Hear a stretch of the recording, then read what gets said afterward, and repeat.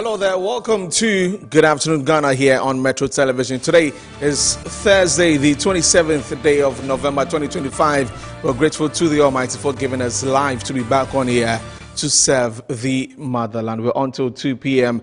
as always, but of course today is business edge. We'll be looking at some business conversations later on the show. We're live on Facebook at Metro TV Ghana and also DSTV channel 277. You can also listen to us on radio on 94.1 FM. Coming up on the show, of course, Helen is standing by to bring us the news updates. When she's done, we'll have a few conversations about trade and what's happening at the harbour and also the VAT bill and the MPC rates. All of those conversations we'll be having here on the show. But Helen, good afternoon, and how are you doing, though? I'm doing great. How about you, Desi? Well, we're okay. We can't complain. Right. So take us away. Okay, thank you very much. My name again is Helena Nyeweja, and this is Good Afternoon Ghana. Let's get into our headlines for this afternoon.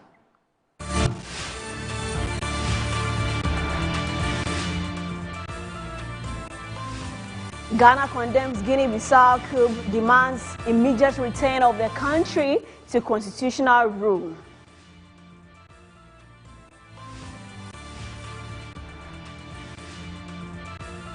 Ghana Meteorological Agency cautions that localized thunderstorms and rainfall expected later today across Accra, Kaswa, and parts of the Ashanti region. Later on Business Edge, we will be looking at the new monetary policy rate announced by the Bank of Ghana and the concerns of traders in dealing with customs. This and more coming up now. Stay with us.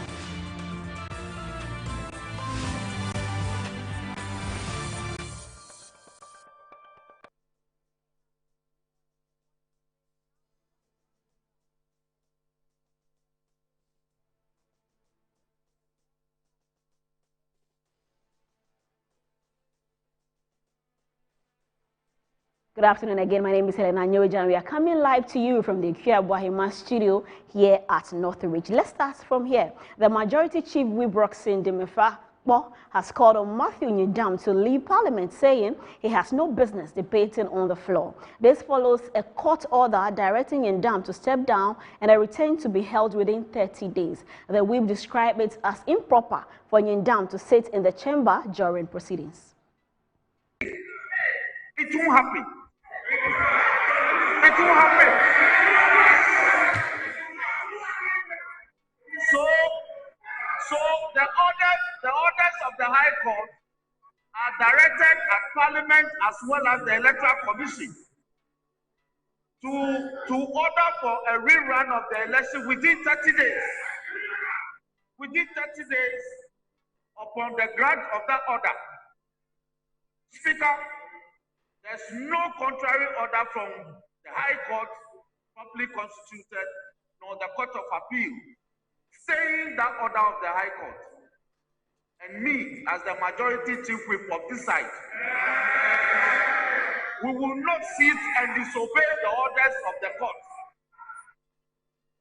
So we went through the processes painfully and got a judicial pronouncement. By all means, you can hold your press conferences outside and say things against the judiciary. We won't do that. We will observe the orders of the court. If you are minded, the tournament for doing so is in the courtroom. Now, the minority leader, Fafenya Markin, has dismissed calls for Matthew Nyindam to walk out of Parliament. He said intimidation won't work, emphasizing that legal procedures, not pressure, are central to the matter. Mr. Speaker, this is a democracy. Let us allow due process of law. Let us not, for whatever convenience, attempt to frustrate others. Mr. Speaker, we know of what happened on election night, where members on this side who had won their elections through machoism and attacks were denied their votes. We know. We know what we've all gone through. So is this nation today encouraging violence, machoism as a way to move our democracy forward? I beg to say no. And it should never come out of the mouth of a member of parliament that it should never come out of a member of parliament's mouth that he will not allow by what means. After all, in a worst case scenario, if the member remains here or decides to participate in the words of Harun Idrisu, minority leader as he then was, the decision, Mr. Speaker, I am dealing with Hamza. No, yes, don't worry, leader. You know what stuff I'm made of. I would not get into waters that I'm unsure. Mr. Speaker, we are not here with manpower. We are not doing a macho business in this chamber. So we will be told that a certain 189 has the macho power to move Honorable Nyindam out. No. Mr. Speaker, Honorable Matthew Nyindam, as the applicant himself said, and the applicant here is Honorable the firm member, he himself considered that he has become aware that there is a state. Now, Minority Leader Alexander Fenyo-Markin has described the move to call for a rerun of the Pandai constituency elections as unfair, criticizing the judge's handling of the process. Addressing journalists, he questioned the procedure used and urged for a review of the decision. Your Member of Parliament, Honorable Matthew Nyindam, remains the sitting Member of Parliament for the Pandai constituency. He remains a full Member of Parliament. He remains a proud and active member of the Minority Caucus and the New Patriotic Party.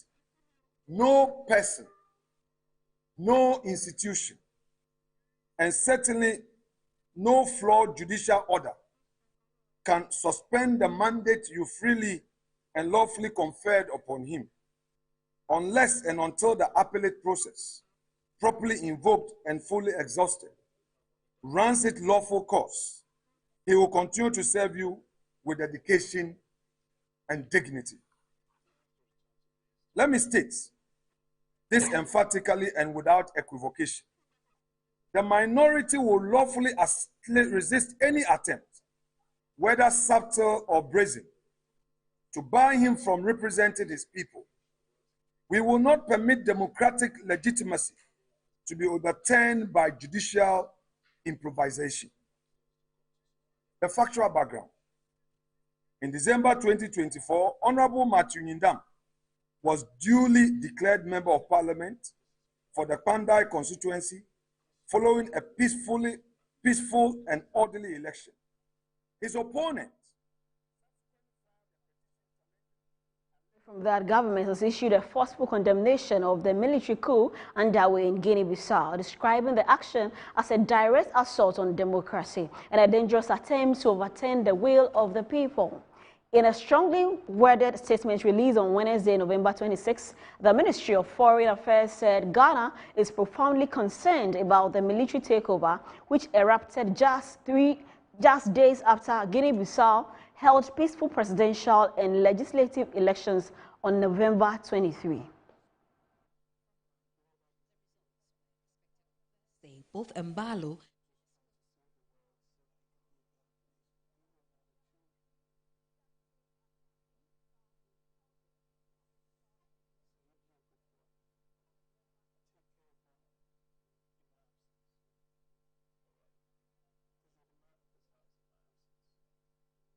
They say Mata Adib Sani is on the phone lines to speak with us. Good afternoon to you.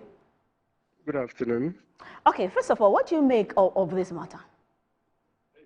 It is unfortunate, and so it was a giant step in the right direction for um, the government to condemn what had happened. In fact, the AU, the ECOWAS, has also condemned the coup because just recently during the elections, there were observers from both ECOWAS and AU, and they had met with the various sides, including the incumbent Umaru Sissoko, and of course the main opposition, who is supported by the former Prime Minister. His name is Fernando Diaz, and they had all agreed in principle that look, whichever way the results go, we are willing to accept it. So it comes as a big surprise that the military has decided to take over when all was going well. Because according to reports I've seen from the AU, it was a free, fair election, and they expected the outcome to be a representation of what the people's choice is. So it is quite shocking. It is unfortunate. But we also do know the issues in Guinea-Bissau, a very small country of a little over 2 million. And with a lot of inhabited islands. And so the UN even at the point designated them as a narco state because a lot of the drugs coming in from South America towards Europe transit there, you know. And so it is a country of many faces. They have a lot of challenges. Unemployment is also high. There's massive corruption. In fact, the incumbent even earlier indicated he wasn't intending to go for a second term. However, he decided to go, but he was elected in 2019. And so it's a murky situation, but we do hope and pray that the military would hand over to a civilian authority within the shortest time possible. Now, how likely is internal conflict within the military or even security services in Guinea-Bissau? I didn't hear that. Can you come again? So I'm asking how likely it is for internal issues, especially for the military or even the security in Guinea-Bissau. Can you take the first part? I didn't hear. Okay, so I'm asking you that how likely is this issue affecting the military and even the security services in Guinea-Bissau?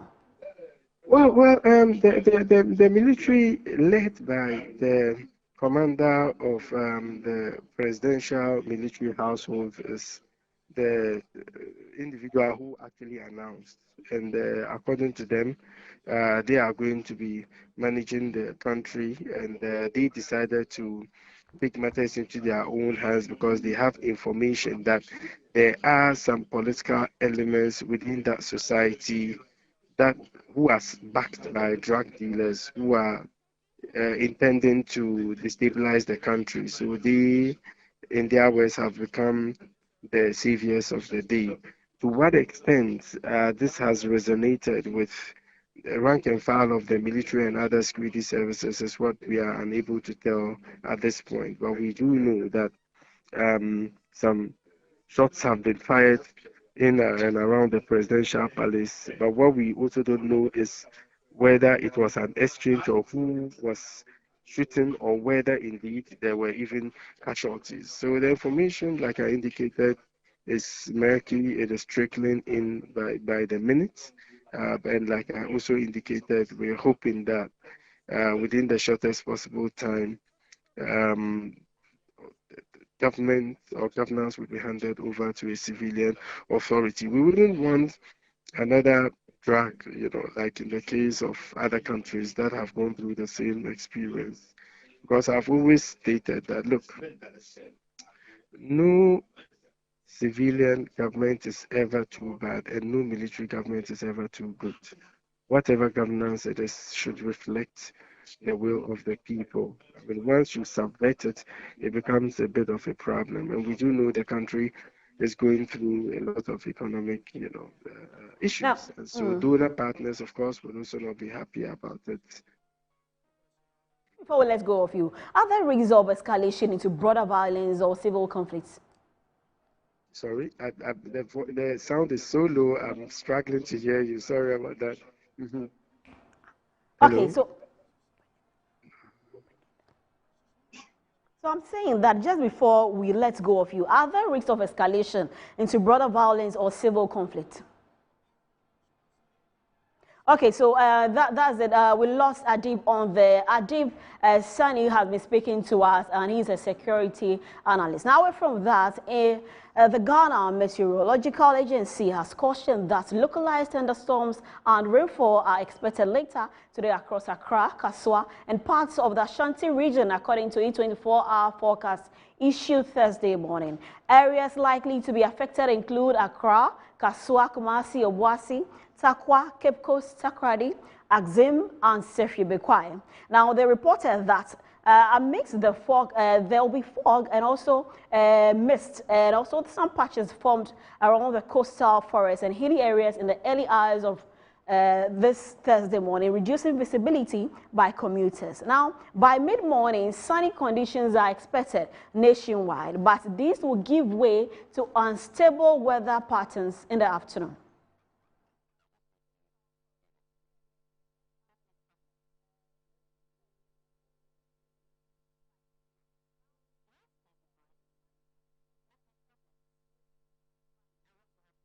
The Engineering Council is cautioning practitioners across the country to strictly adhere to safety standards as they execute projects that shape Ghana's physical environment, adding that the council will not hesitate to sanction anyone who compromises safety.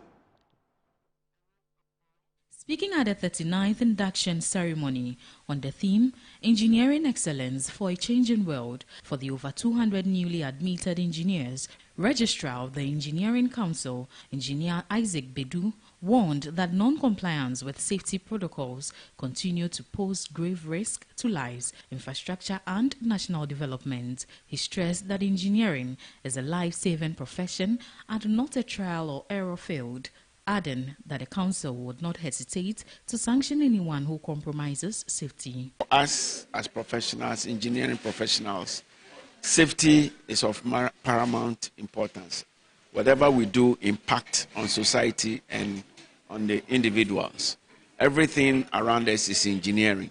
And if we don't engineer it properly, we put the public at risk. And therefore, we will advise them to take safety as their paramount agenda. Everything they are doing, they should make sure that it is safe and is done according to the standard that it is required to. On his part, the president of the Institution of Engineering and Technology Ghana, Engineer Henry Kojo Boateng, raised alarm over a growing trend he describes as revenue over quality. He noted that some universities appear more focused on generating income than training well-grounded, competent engineers, an approach, he says, threatens the integrity of the profession. It looks as if the emphasis is more of generating of revenue, that IGF, and it shouldn't be like that. We want quality engineering practitioners, so we should be very careful so that we don't produce half-baked. The infrastructure that they need to have, the labs, the lecturers, and the good time they have to meet face-to-face, and also the training. The induction ceremony welcomed over 200 new engineers who have pledged to uphold the highest ethical and safety standards as they join the ranks of professionals shaping Ghana's development. Now, the chairman of Parliament's Energy Committee, Emmanuel Kwesi Bajira, has reaffirmed President John Dramani Mahamat's commitment to begin the construction of a second gas processing plant by mid-year. Speaking during an engagement with Ghana Gas Company Limited, Honorable Bajira disclosed that the project is scheduled to commence in June 2026. He noted that the Ministry of Finance has already made the necessary budgetary provisions, adding that the plant will be fully financed by the government of Ghana. According to him, the establishment of the new processing facility is expected to boost the country's gas infrastructure, ensuring a more stable and reliable gas supply to meet Ghana's growing energy demand. But the problem we have in the past, which has to do with the cash water for mechanism, which meant that we're not getting the revenue that they require, is now on course, and that their revenue is on stream. And so we are particularly happy, especially with the current administration with ECG, that is making sure that money is coming to them. Also, let me thank the Minister for Energy and Green Transition for making sure that his eyes are on Ghana Gas. The next thing has to do with the various contracting, especially with the GENSA, that we will have to interrogate. And so when we meet with the minister, we will look into if there's any contract with GENSA. GENSA is supposed to take gas from the upstream, and we want to be sure that they do not conflict with whatever they are doing, because Ghana Gas has been set as state institution to take gas and compress it for our usage. Commenting on the impact of illegal mining activities on the company's pipeline network, the CEO of Ghana Gas, Madam Judith Ajoba Blay, expressed concern over increasing encroachment around critical infrastructure. She revealed that the company has intensified community engagement efforts to ensure pipelines are clearly marked and protected from illegal miners. So for 2026, there's a need for us to increase of gas, and to increase flow of gas we need compression, and so our current compression doesn't give us that adequacy or the reliability. And then beyond that, we have the Takoradi-Tema pipeline. The Takoradi-Tema pipeline is a pipeline that connects the west to the east. Currently, how do we connect gas from the west to the east? We are doing it through the West Africa gas pipeline, through the reverse flow. The meeting also highlighted ongoing measures to strengthen the company's operational resilience as the sector prepares for the upcoming expansion of the gas processing capacity. The Cabinet Council of the Kwewu Traditional Area has petitioned the Inspector General of Police, calling for a full investigation into what it described as an unlawful, uncustomary, and illegal police operation carried out at the Kwewu Omahini Palace on 17th November 2025. In the petition signed by the wings and divisional chiefs of Kwewu Traditional Area, the chiefs allege that more than 20 armed officers stormed the palace around 3 a.m., fired live ammunition for over 30 minutes, assaulted palace staff, manhandled the Queen Mother, and arrested several occupants.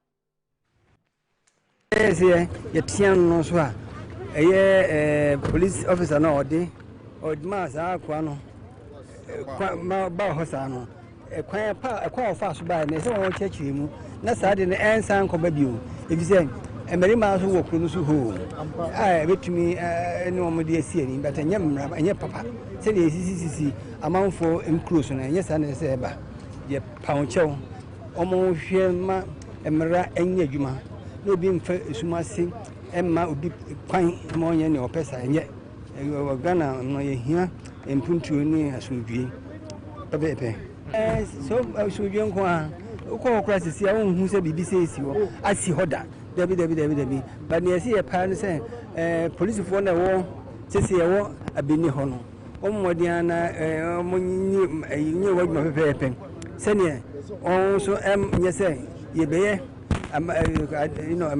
amamre ni ibia omo be si akwan e se ahini die ni na ni amamre ni na ni ahimfie ene ye no yin na bontin anaze obi ho di omo hwenma yinya kwan enko ho enko ye bibia asi ye eno na hia that's baby patu di ye femi na suwa ni kunya ho okomai apaja hene bia na msaye ko wasa ka hene that's baby.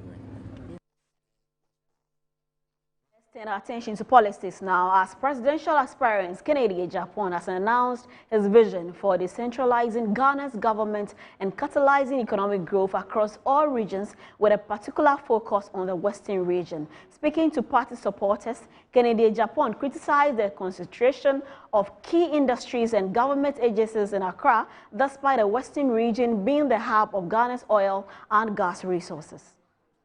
Western region, open Ghana. You do oil, open Western region, open gas, you do, you know gas, everything related to energy is in Western region. Argentina, Yasua, Enyina, Kobunkra. Now, the strategy is Ubehu activities watakrania na ya ema omudiga. From Monday to Friday 2 p.m. all regional capitals are dead. This is a Uko market area. That is not how you build a region. Timayama said, I'll decentralize all the ministries. Western region, Ministry of Energy. Central region, Education. Eastern region, Trade and Industry. Ashanti region, Lands and Forestry and Works and Housing. Northern region, Tamale, Ministry of Agric. Bono, Sunyani, Environment, Science and Technology.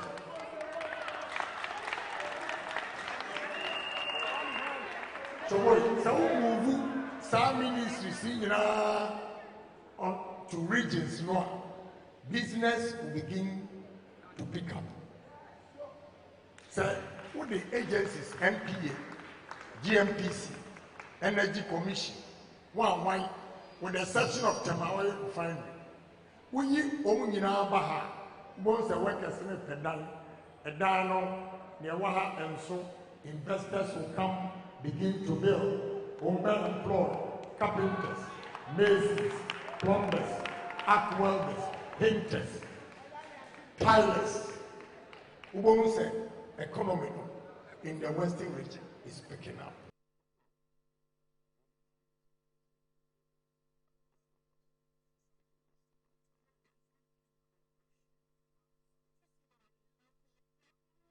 From politics, let's do some social stories. Now, as children and adolescents with disabilities constitutes a significant proportion of the population, especially in low-income countries, and as active members of society can contribute to a more equitable family and community-driven HIV response. The World Health Organization has estimated that there are close to 1 billion persons with disability around the world, or 15% of the total world population. Now, UNICEF and UNESCO estimates between 150 and 200 million children aged 0 to 18 are living with disabilities in the world.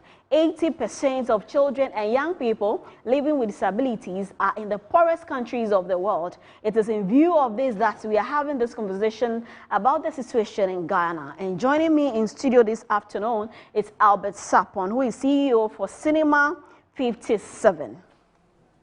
Good afternoon to you. Hi, good afternoon. Okay, now tell us, how is the situation like, especially with children living with disabilities and also HIV/AIDS in Ghana? It's actually a very dire situation. We've been to a few regions to look at the situation ourselves, and it's something that's very prevalent. Okay.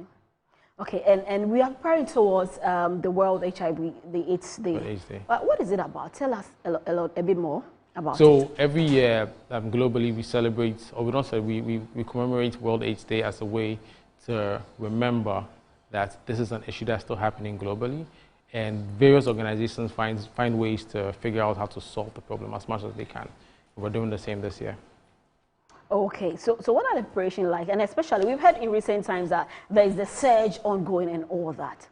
What is really happening, and what can people really do? Especially as we celebrate the day soon. Great, so I can speak to what we are doing, Cinema 57. So last year, we created something called Real Change, where we use cinema as a tool to raise funds for people, especially children impacted with HIV/AIDS. So this year, we're doing the same thing with UNAIDS and the French Embassy. We're coming together saying, let's use cinema as a way to bring people together and raise funds to try and fix the situation. Okay, before we let go of you, or what do you have to say, especially as the day comes so soon? Sorry, say that again. It's drawing closer, World AIDS Day. Yes. What is there for you to say before we take leave of you this afternoon? So all we're saying is come out, support us to raise funds to fix the problem. There are children out there, people really, really going through it. All you need is come show your support. It's 300 CDs, come watch a movie and give to a worthy cause. Okay, thank you very much, Albert Sapon. My pleasure. Okay, so that was Albert Sapon, who is the CEO for Cinema 57, and we've been talking all right. That's where we wrap up on the news updates here on Good Afternoon Ghana. My name is Helen Anyeweja, and this month of Kweku Danso is standing by to take you into Business Edge this month. Helen, for bringing us the news updates. Very important conversation there ahead of the World AIDS Day, especially for children with disabilities impacted by the HIV and also AIDS. You're still watching Good Afternoon Ghana here on Metro TV. We're taking a break. When we come back, we're doing Business Edge, where we're going to be having conversations about the VAT bill that has been passed by Parliament. We'll talk about that. We'll talk about the MPC rates, and then we'll also have a conversation with some group who are not happy about a situation that is happening at the harbour. So stay tuned. We'll be back with Business Edge. We'll be right back.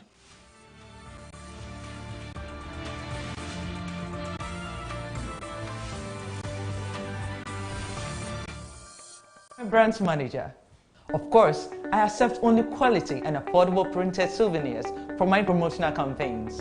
I'm the head of academic affairs of a very important institution in Ghana.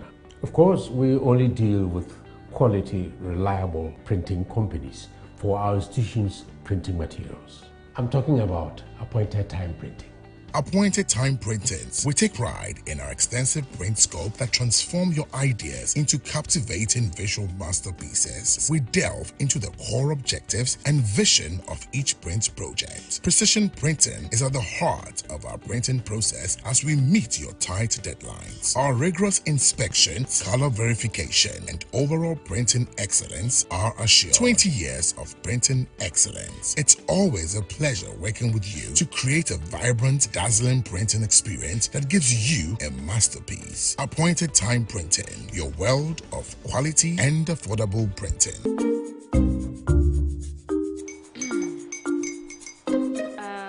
Kwame and his uncle are almost here. Wait a minute. This one too, your friend Kwame. Wait, Kwame. As in the same Kwame again? Yes, Mommy. I'm the second coming. Into all this tension just to reintroduce that broke boy from Kaswa. Why would you deceive the family like this again? Now I understand the whole delay. Trow from Kaswa, dear. Why wouldn't he be late? Or be later? Of course.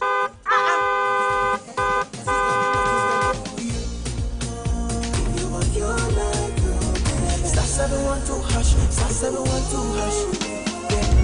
You go be the luckiest. Copy from Georgia be luckiest. From not the block, she be luckiest. Yeah, you go be luckiest. No bugger, why you luckiest? Everybody go be the luckiest. That's Kwame! Send your God up boom. If you put it toy, so would the coming of the Son of Man be. Hey! Is that his car? Ha! Even now, your shadow the way designer. I use my own mouth to reject him. Oh, this is my mouth. Look at that. Kwame, my son. Now, tell me the truth. How did this all happen? Oh, Mommy, simple direction. Mr. Goodluck no check me well. Yeah, man. Easy car. Or dial star 712 hash. The devil is a liar. He picked his ticket and entered his lucky 5-digit number. I'm his birthday. Oh, how romantic! And he followed the prompt, yes. And then boom, confirmation test. I'm quick. Pick 5 numbers for me, okay? I'm feeling like 7. Dial star 712 hash. Choose your ticket. Enter your lucky number. Follow the prompt and let destiny handle the You see how they love you now? Yo, be your family permission. Before December, may release a motivational bomb. Patapa, my super. This promotion is regulated by the NLA on the Caritas platform. The biggest cultural explosion of the year is here. The Afro-Brazil-Ghana Festival 2025. December 12th and 13th at the Gold Coast Bar and Grill. It's coming alive with 2 unforgettable days of culture, food, fashion, and music. Enjoy electrifying performances from Vansi Gadam, Adam, Go Get 'Em Episode, Wiyala, Amanziba, Big Twins African Music, and Dance Ensemble. Lead Cruise. This historic festival is organized by Big Twins African African Music and Dance Ensemble in collaboration with the Embassy of the Federated Republic of Brazil in Accra, supported by Ministry of Tourism, Culture and Creative Arts, Ghana Tourism Authority. Learn this, showcase your products and services to the world. Visit AfroBrazilGhanaFestival.com.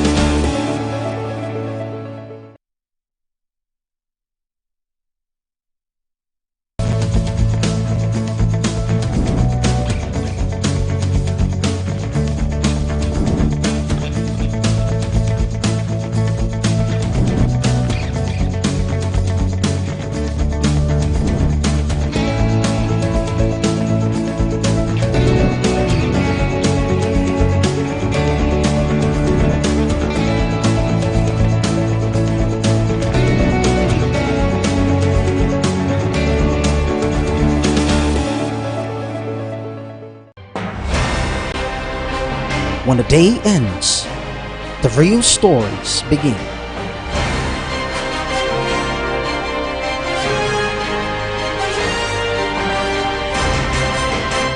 Michael Addo.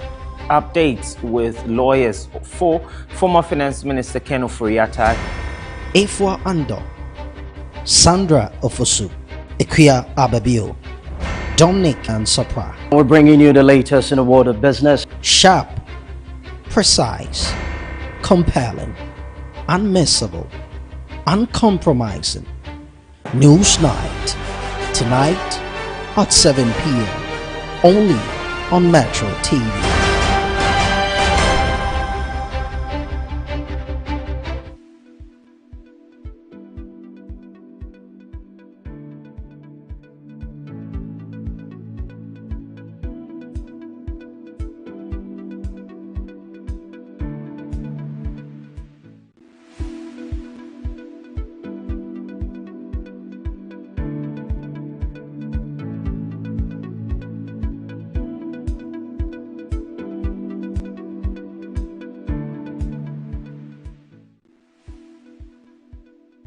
Welcome back from the break. You're still watching Business Edge on the Metro Television. We're live on Facebook at Metro TV Ghana, DSTV channel 277.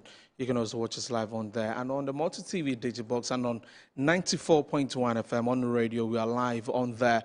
Also, my name is Desmond Okrekudanzo. I mentioned earlier before the break that we have a lot of conversations coming up this afternoon on the show. But amongst them is one that we'll be having very soon. That's a conversation with the Traders Advocacy Group Ghana. They've got a few concerns, and we'll be talking about that in a bit. But let's take a look at the exchange rate. As we do always, let's find out how the city is performing against the major trading currencies. And so you see that on the screen. So that's the US dollar. We begin with that, buying at 11 cedis, 18 pesos, and being sold for 11 cedis. That is, well, if you do the roundup, that is 20 pesos there. So that's with the US dollar, just staying stable, just hovering around there. Now to the euro, is being bought for 12 cedis, 94 pesos, 12 cedis, 94 pesos, and selling for 12 cedis, 95 pesos. So just a little addition in there for the euro. Now let's do the British pound, and it's being bought for 14 cedis, 74 pesos, 14 cedis, 74 pesos, and being sold at 14 cedis, 76 pesos. That's if you do the rounding there. And so that's from the Bank of Ghana. And yeah, so just take note of that so that when you step out there, you know what the numbers are, so that you're not, nobody is able to take more than it's supposed to be, actually. So that's it with the exchange rates that we have for you this afternoon on the show.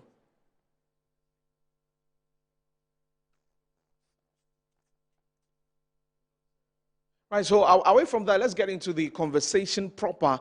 And I mentioned that we're having a conversation with the Traders Advocacy Group Ghana, and that is the umbrella body of traders in Ghana. They have raised serious concerns about some widespread extortion of members of the Ghana Customs Division Tax Force under the GRA operating the Ashanti region, and I'm sure some other places also. And it's a big problem that needs to be looked at. And they had a press conference. So before we get into the studio for the conversation, let's take a look at that presser, and then when we come back, we delve into it. Of the Ashanti Region Task Force, identified as Prince Daniel Mensah Odai, also referred to as Prince, is implicated in a serious incident. This officer allegedly extorted 40,000 Ghana cedis from an importer who had lawfully cleared 4 containers.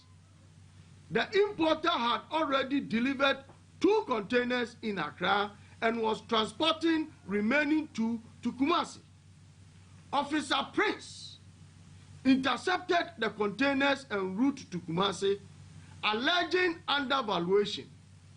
Even if this allegation had merit, Officer Prince then engaged in a direct negotiation with the importer.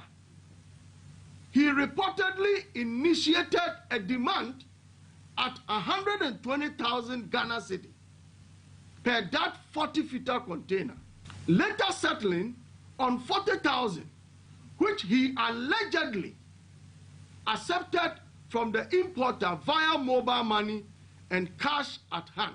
To prove what we are saying, this is the cash transaction the importer transferred to the said officer.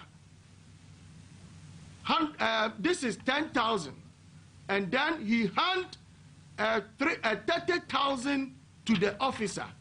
This is proof enough, because government official receipt of receiving monies doesn't go through officers. These transactions occurred on Thursday, 21st October 2025. Upon learning that his actions had been exposed and reported, Officer Prince Daniel Mensah Odai reportedly paid the 40,000 into government coffers.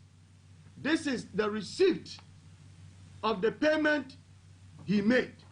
Upon knowing that what he had done is not proper and was trying to cover it up, this is the receipt for that. This is one instance we have uncovered. How many other importers have allegedly fallen victims to this officer? We believe the current NDC government recognizes this reality and is committed to addressing these problems to prevent a reoccurrence. Our mothers are doing so much. Why? And you say we should show up.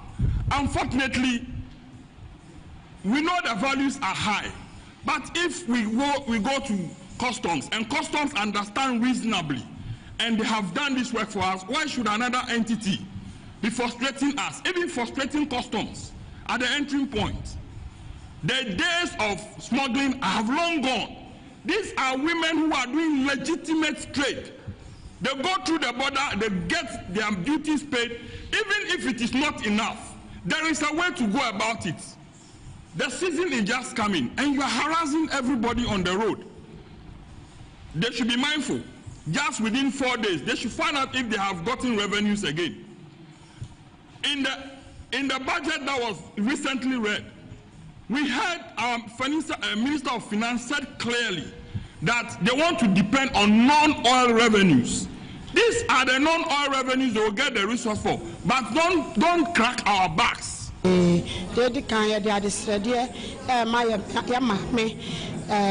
President, Vice President. kofa nneɛma no na yɛde aba aplawo yɛde ba custom yard wɔ hɔ yɛde nneɛma no nyinaa bɛgu hɔ ama custom for ehu sɛ yɛde sei na aba no kura ni wiase na yɛntimi ntwerɛ 100% na emom ne ɛsɛ no custom for hwɛ ɛde kyerɛ ma yɛ na sɛ yɛtwerɛ bibia wie a yɛmfa ɛnkɔ akyire ɛnkɔ lodu na mo yɛde custom yard mu hɔ ankasa ɛna yɛde lodu yɛ nneɛma no yɛka bia ɛbɛtu bia free custom yard na etu na sɛ yɛbɛdu kwan so a ɛyɛ na atete no ɛdɔɔso ɛwɔ yɛabrabɔ mu ɛnyɛ nneɛma bia na yɛfa sɛbi yɛfa ntaadeɛ yɛfa mpaboa yɛfa ntoma yɛfa nneɛma a kyɛ sɛ ɛwɔ enipa ho ahona mu nneɛma na yɛde ba na nso bɛba bɛdu baabi no wobɛba ba bɛdu ebi ate sɛ wofiri aflawo na ba bɛdu dɔwonya wabɛtra dɔwonya de ba tetekwashi na national security abɛhyia ɔse fa wo paper ɔmbisa wo sɛ fa wo paper bra anaa yɛ bibia sɛ ɔse kaa na wakye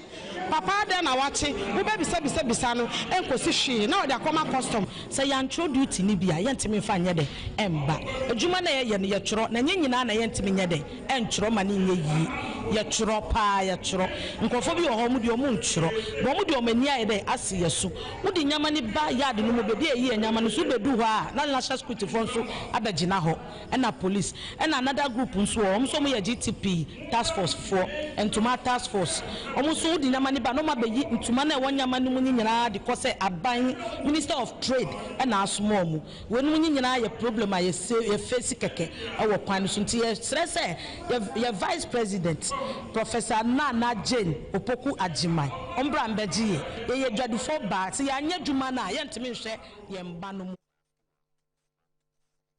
Okay, all right. So they had the members of the Traders Advocacy Group Ghana who shared their frustration on what is happening to them. And so this afternoon we've got the president of the group here, and well, very interesting stuff we're hearing off air, and he's going to be sharing that with us. David Kwadwo Amoateng, yes, is the president for TAGG, and he's joined us in here. Listen, he's a wounded lion in this case, but he's going to keep it cool.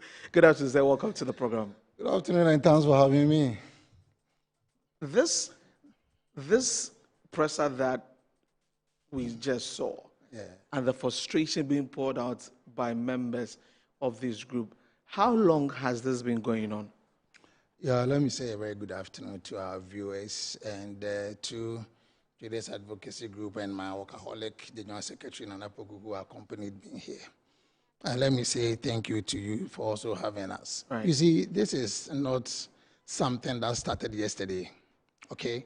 But prior to 2024 general elections, we met on several occasions, several avenues or venues with His Excellency John Dramani Mahama and also the NDC manifesto team, right, of which such complaints were laid bare. And we were promised that when they come, those things will be the thing of the past. And this is something that we've been yearning to see, that it will be indeed a thing of the past. But here we find ourselves still going on. You see, it's sad. Let me take the clip that you just viewed. Mm-hmm.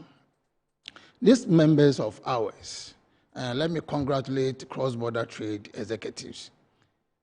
They go to Lomé, Ivory Coast to bring staff, and they will do their duties as expected. On their way, they will have another task force chasing these women. You see, Traders Advocacy Group will never shield any member whatsoever. If you go or the law catches up with you, never, we won't. But you see, here is the case that an importer brought in staffs. The importer has nothing to do when it comes to calculating the duties. Right. That one is the sole prerogative of the custom officers.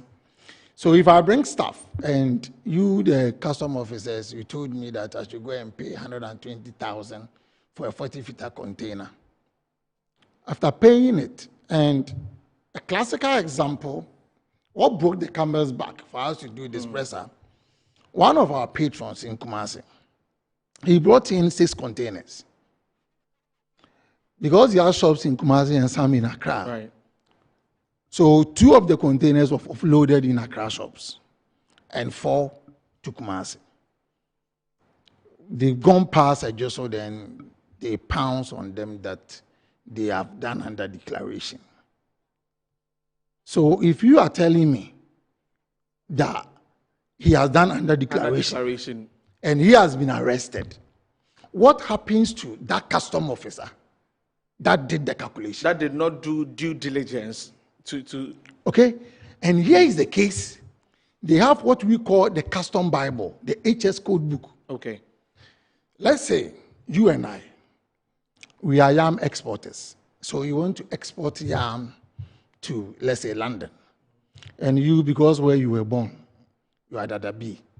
And where me, I was born, a typical village boy. So you will buy your yam maybe in Accra. Right. And I will buy mine in Teshimai. Okay.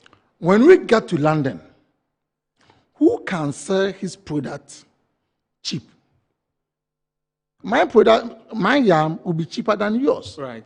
Okay, so the reverser. When we go to China, every province has measured in one product or the other. And they have a central province that when everybody has produced their stuff, that is where it comes to. That is Gwangju. So if, let's say, I deal in furniture like this, when we get to Gwangju, I will travel further to Foshan. That is where anything building, you will get it there and you get it cheaper. Right. Maybe I deal in leather products. I will go to Winjo. When you go to Winjo, that is the hub when it comes to leather, anything leather. Let's say yours is home appliances and mobile phones and that stuff. You will go to Shenzhen. Okay. But all these things that I'm talking about, you can find some in Gwangju. Okay? Just that the price will a little bit higher than the leather shoe that I'll buy in Winjo, the furniture that I'll buy in Foshan, the mackerel that I'll buy in Fujian. Okay? Okay. But when we come to Tema Port, these custom officers will not believe me that I went to Winjo to get my shoe $40. But they will take you that you bought your stuff from Gwangju. That is $50. Right. Okay? So we have no qualms about it. They will use that $50 as a benchmark. So all leather shoes that comes in, they will charge you $50.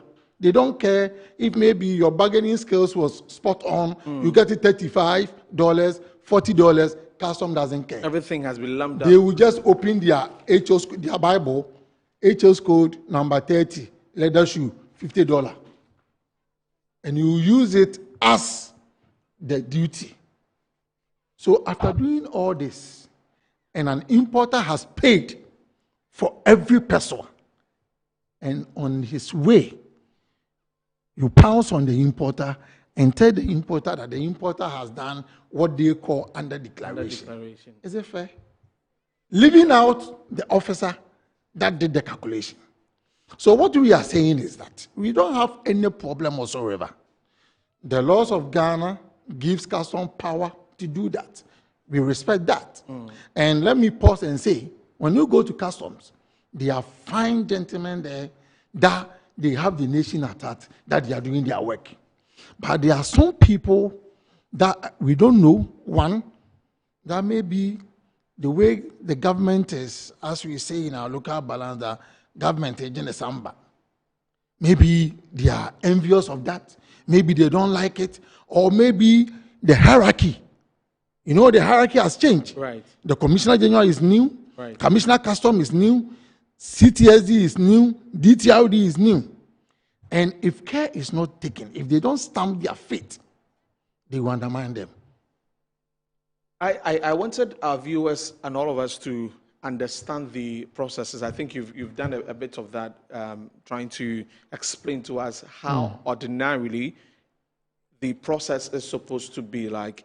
So I don't know if there's anything, but I'd want to know, so if I'm an importer or an exporter, this and this and that is what you are supposed to do, and then you're free to go, before even the aspect of, like in the case that you mentioned, that you can be called for under declaration and all of those things. So just give us the processes. If someone is an importer, someone is an exporter, and part of your group, how the process is like. Oh, it's simple. Now, you see, thanks to ICOMS. Okay. See, now, when you even ship stuffs and maybe within 2 weeks upon its arrival, you can even pay your duty. Now, you see, the system there, and because, you see, the former administration, they brought in paperless. Yes. Because of, you see, they wanted to take away the human interface. But you know our people. Have you paused to ask yourself, why every custom officer want to work at the port? Is that what it is? Have you asked yourself? Every you know, it is like every immigration officer want to work at the airport. Okay? So they brought all these things so that doing business will be smoother and faster. Faster, easier. Okay? So, but now, thanks to ICOMS, about 3 or 4 days ago, I cleared a vehicle. 2 weeks upon its arrival, I pay my duty. As soon as the thing touched down, they just brought the container down, do the separation for me so that I can clear myself, because it was in a container, 4 vehicles in a container. But they do the separation so that you can clear yourself, you get your own document, so that should anything happen, you have something to prove. Sure. Less than 2 days. You are done. I'm done. Okay? See, we have some videos here. We will show it. And if you permit me, I will push all the video to your producer. Right. So that they will show it for people to see. The scanners there, they are sharper and they are accurate. But now, they don't want to use the scanner simply because why? If your goods are offloaded, when you are packing it, they will see 1 or 2 things that they will like. And want to take some. They will take. They will. Sometimes you ask yourself, do their wives have provision shop at home? You see, I brought in tea rolls. I loaded some furniture, and you see, it shouldn't go beyond certain weight. Okay. So sometimes you load half. Yeah. This tea roll, if you are an officer and you tell me you are taking 1 pack, I understand. Okay? But if you want to take 10 packs, have you opened a public library at your home or your community? One of our members, the women's commissioner, she brought in furniture from Dubai and Turkey. My brother, they offloaded all this item, and the marbles, 8 of them, spot. I'm telling you, I will show you video. They got spot. Yes.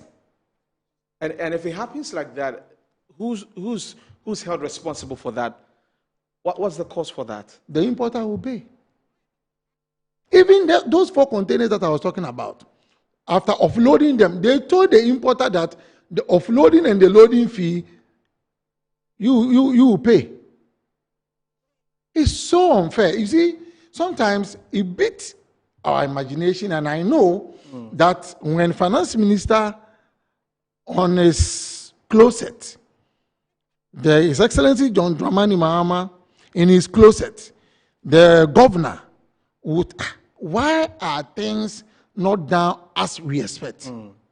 My brother, if I bring in stuff and I have to pay 120,000 extra, do you think that importer is a Father Christmas that will go home and share that amount of money, that debt incurred, extra debt incurred with his family members? No. But from the way you're mentioning it, it's something that has been happening. And if you say that, if you bring in stuff and the 1 euro you're giving to the officer, is it as a gift or to say thank you? What exactly? Do you have to? That's my question. Do you have to give? I know where you are going. You see, sometimes, if you're a smart businessman, we don't pay those monies because we are at fault. But every smart businessman will pay. Pay to who? If you are charging me to pay 40,000 so that you allow my containers to go, I will pay. And do you know the reason why sometimes we pay? We pay because the analogy that I drew from the onset, where I was born, my father came from a poor family. Okay, by the grace of God, I am making it. So all the money that I'm using to do business from the bank, I've gone in for a facility. Okay, use my house that I've toyed to build as a guarantee. It left about 2 weeks. I have 4 containers. And you are telling me I shouldn't pay the 40,000, but I should drag the case so that my 2 weeks will elapse. The bank will go and sell mine. Okay? There are so many factors that is against us. So it's a case of convenience and getting yourself out of situations that would delay your what's the word? Delay your the process. The process. Okay, the process. Because you see, where we find ourselves, right from the word go, we the Ghanaian businessmen and women, we are disadvantaged. Okay, now when you come to our market, any Chinese person that you see in our market, they are factory reps. Factory that can ship about 60,000 containers globally. Right. They've brought their rep. A shop that is cost $50,000 is nothing to them. They are bringing the goods. The more you sell, they do everything on commission. So definitely, the war is against us. And then there has nothing to lose. But look at all these problems that we go through. And you see, one thing that will facilitate you.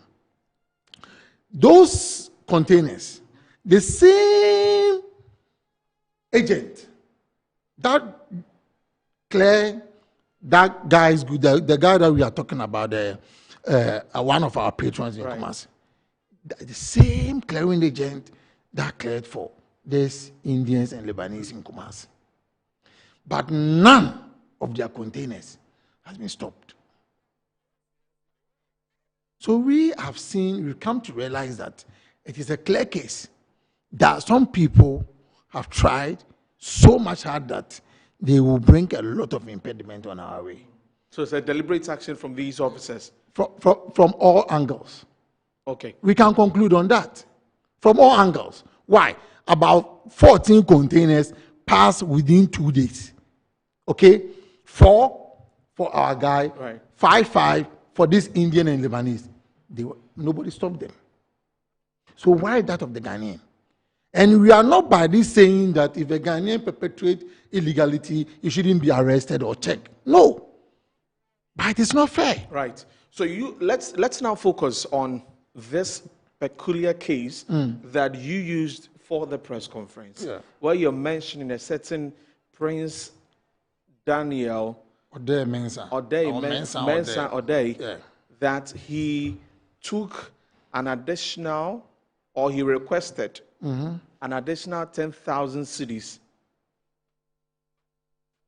What exactly happened? Okay, so the 4 containers were arrested. They impounded that he has done under declaration. So he started from 120,000 Ghana cedis. Into Odiano? Yes. So if I have perpetrated illegality against the state, do you have to bargain? If the law, it is clear that if you do this, you pay 50% penalty. Right. Okay? It's stated there. Stated. He started from 120,000. He started from 120,000. Yes. He started from 120,000. Later settling on 40,000. Okay? And that 40,000, the importer gave 30,000 cash. And you see, as we say, my grandmother used to tell me that Boniba Utrimano Adrian Kutwa. You see? That is it. Let your camera zoom in. So he pushed his Momo number. Then the importer added the 10,000. This is it. This is not a figment in our own imagination. Okay? So that the importer sent the 10,000 on his Momo. And let the camera zoom in again, if they can capture the date. He took the money 21st October. Waited till 25th. When he was told that, hey, that guy that you are dealing with, he's a patron of Traders Advocacy Group. So Saturday, he said he went to pay the money into government shares. Money that no invoice has been raised. So how, on what basis? On what basis? On what basis do you say that you're going to pay back? On what basis? Can I kindly have that so I could? You see, on what basis? You took the money 21st and you paid the 25th. On what basis can you keep government money more than 4 days? And I think the commissioner should wake up. And this guy should be surcharged and pay. Oh, this is, you see, something that you should interest OSP. Okay? So that we work out the interest for him. Yoko too is there. Okay? Because we cannot sit in the country, whereas the states, those who are being put in charge of our finances, they are working day in, day out. And some people like Prince want to cash in, want to be rich overnight. I'm sure this has been a bane. I'm sure that's why now it's gotten to the point of naming. Yes, because now, as they say, it's over us. When you do complain, there's nothing done about it. You see, so let me say, some past custom commissioners and they did what they could. And truth be told, they did well. Those who have come, they are also trying their best. But you see, I always tell politicians, not that I am against military people coming to head customs, but if they will listen to me, they should put a stop to that. You see, whenever they have these military guys as their head, the military, what do you know about custom dealers? It will take some time. It will take some time. So before you realize, what did you go about using? So we are saying that we don't have any problem with customs. Right. But we have a bigger problem with some people, some officers like Prince.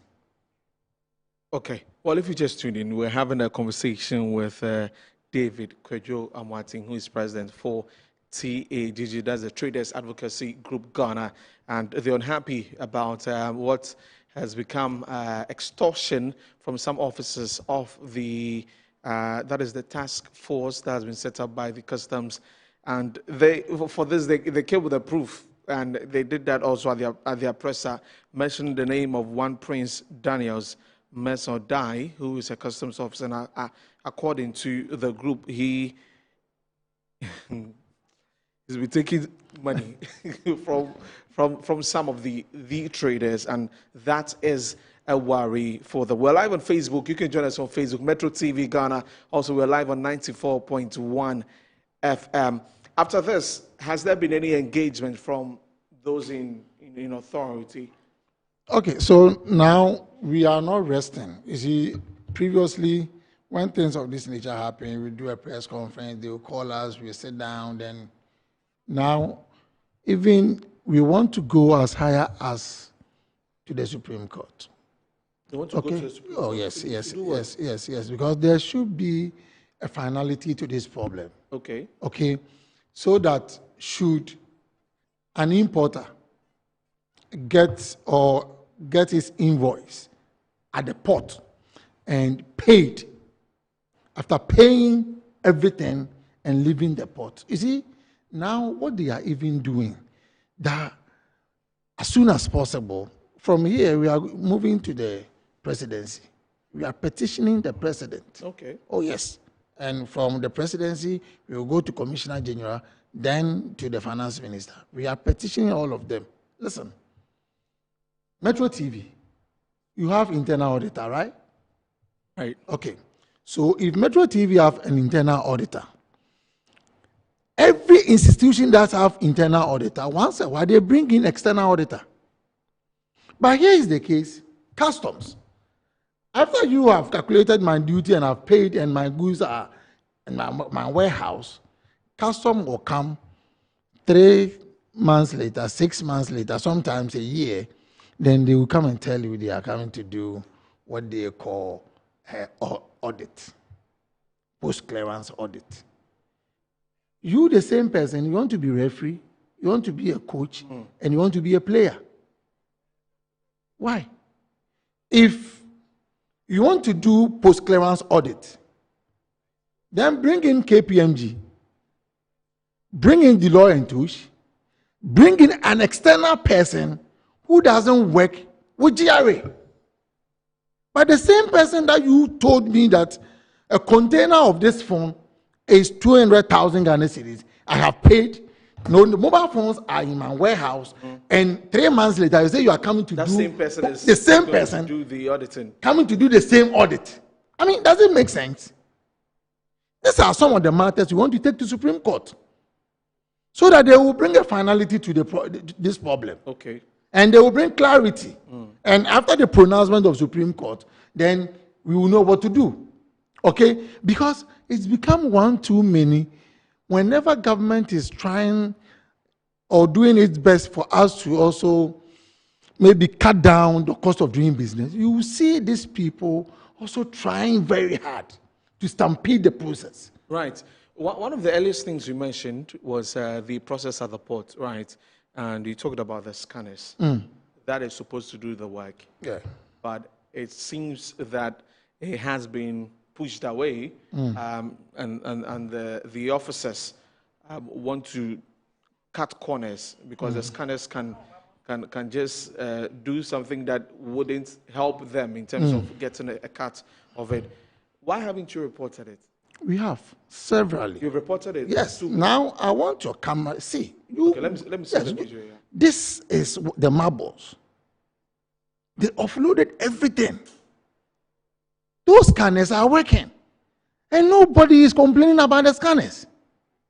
Okay, but they are fan of always offloading the container so that some people, not all of them, but some of them, will get something. Definitely after, because, and now, if maybe through no fault of mine, I brought in stuff and you are suspecting that there is something in it, so that you want to bring everything down. Yeah. Do I have to pay for those things? Those costs? It's not. No, I shouldn't be the one. That importer should not be the one. Okay? So we want to get to that point that you iron all these things. And I know, I'm very, very sure that when after presidency, the commissioner, and even finally, when we go to Supreme Court, we will get some clarity on this. Right. So I've seen the video here. I've seen the. You see how it is. The table messed up. Messed up. And you see them in the container. Sometimes they will go into the container with you. You see. And these are officers who are supposed to know better. They know what they are doing. They know. I don't know if so they go into the container and try to bring everything down. Out. We don't have a problem. I've said the law gives them that power. The power to do that. Exactly. We don't have that problem. But if situations like this are going to happen where people's goods will be destroyed, then something needs to be done. Then you should be prepared. Yeah, be prepared. That should this thing happen, you will pay.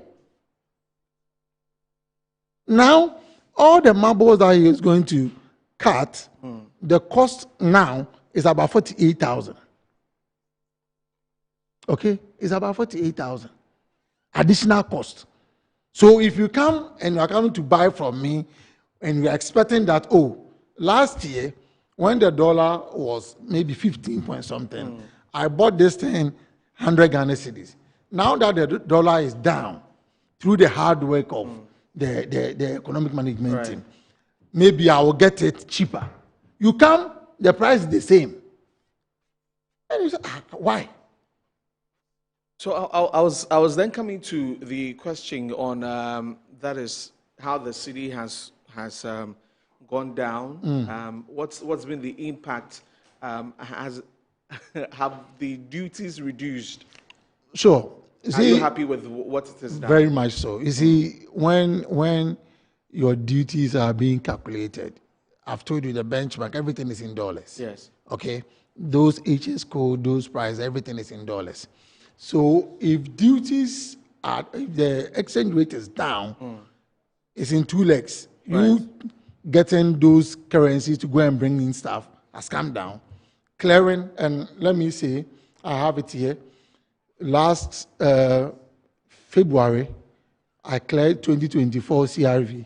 Okay. I pay 161,000. 161,000. The same vehicle, I cleared one in September. I paid 101,60. Okay. Okay. So almost 50,000. Yeah, of it. Because of exchange rate. So if I'm like selling those cars, I used to sell those cars maybe 600,000. Now you can sell it 550. Okay. So left or right, the cost of doing business has come down. Okay. Okay. Of which that all those consumers, they have right to also enjoy. But if you have some customer officers like that of Prince, they are trying to make things difficult for we the importers and for that matter traders. Okay, so definitely they're happy that the prices have come down. So due to that, then we'll also, exactly, it will be beneficial to all of us. And you see, one thing that sometimes a lot of consumers don't know. Okay, if prices are down, if things are cheaper, we gain. We stand to gain more than when they are high. Right. Because you sell more. And once you are selling more, you are making more profit. How's the Christmas season looking like? Oh, it's going to be fun. It's going to be fun. And what I will entreat all the customers, the consumers, especially consumables, we should be very careful, especially when it comes to the expiring date. Right. Okay? Right. Because Ghanaians, sometimes, things that you buy 100 cedis, if somebody is selling that same product, 10 cedis, you should be careful. Okay? So if you are coming, and one good thing is, and thanks to our education that we've been giving to our members, now about 90% of shops in Accra, or maybe in our market, they take Momo. So when you are coming with the family to do your Christmas shopping, please don't put those money in your pocket or in your purse or your bags. Put it on your phone. When you come, you can pay through Momo. So that our brothers who want to also cash in, because that is their season too, so that they will be found wanting and they will know that they have to do for a better job to do.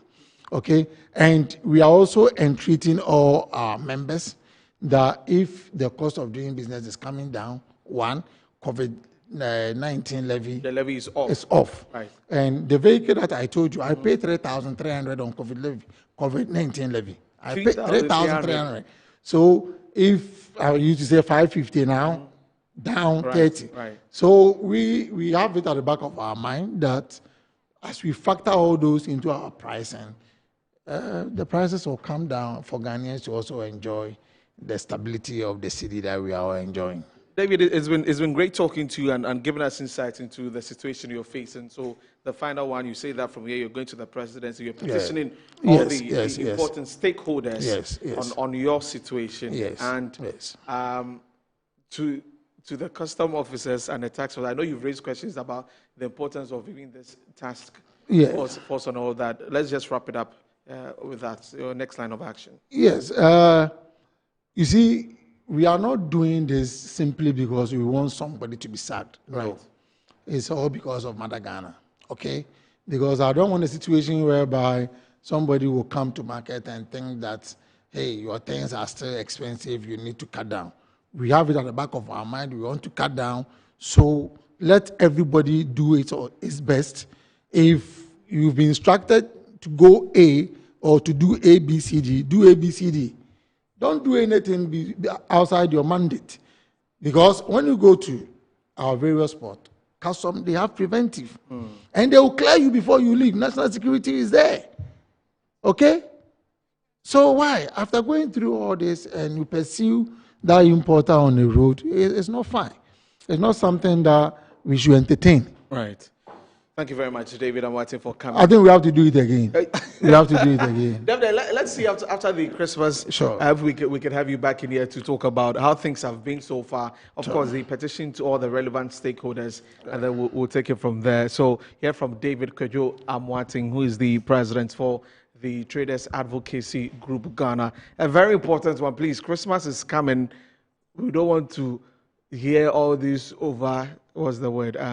The prices shooting up because it is Bronya season. We beg you, just keep the prices like that for us. So we're going to take a break. When we come back, we have other conversations here on the business side. Stay with us.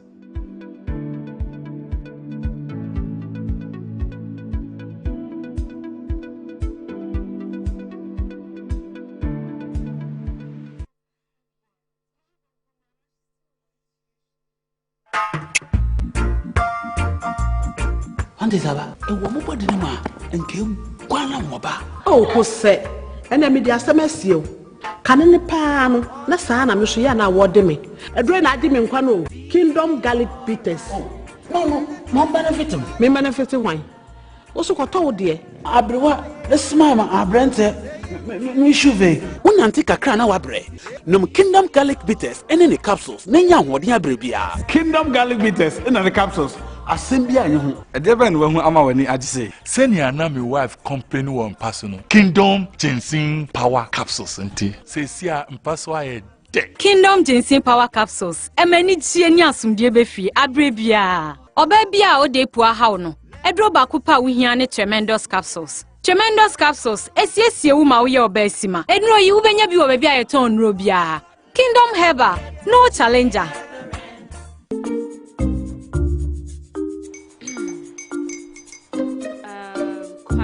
Uncle are almost here. Wait a minute. This one too, your friend Kwame. Wait, Kwame. As in the same Kwame again? Yes, Mommy. I'm the second coming. Into all this tension just to reintroduce that broke boy from Kaswa. Why would you deceive the family like this again?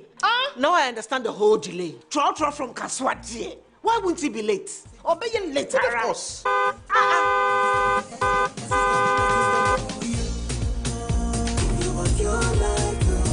Star 712 hash, star 712 hash. Yeah, you go be the luckiest.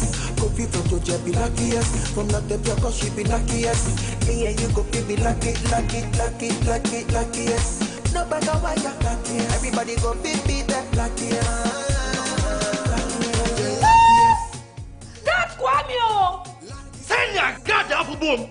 If you put it at so would the coming of the Son of Man be. Hey. Is that his car? Ha! Even now, your shadow the way designer. I use my own mouth to reject him. Oh, this is my mouth. Look at that. Kwame, my son. Now, tell me the truth. How did this all happen? Oh, Mommy, simple direction. Mr. Goodluck no check me well. Yeah, man. Easy car. Or dial star 712 hash. The devil is a liar. He picked his ticket and entered his lucky 5-digit number. I'm a baby. Oh, how romantic. And he followed the prompt, yes. And then boom, confirmation test. I'm quick, pick 5 numbers for me, okay? I'm feeling like 7. Dial star 712 hash. Choose your ticket. Enter your lucky number. Follow the prompt and let destiny handle the You see how they love you now? Yo, do you have family payment? Before December, may release a motivational album. Patapa, my super. This promotion is regulated by the NLA on the Caritas platform.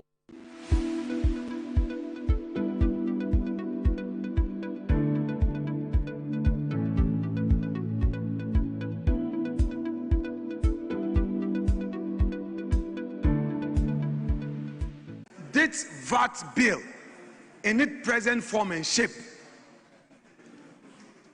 we would be hurting our country and the business community if we watch unconcerned and say we are going to pass it. Colleagues, no.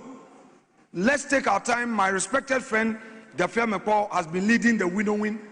I would want to avail myself and that of my colleagues, Dr. Kabiru and Buamanyako and others, for us to sit. Honorable Deputy Minister, there is no rush. There is no rush.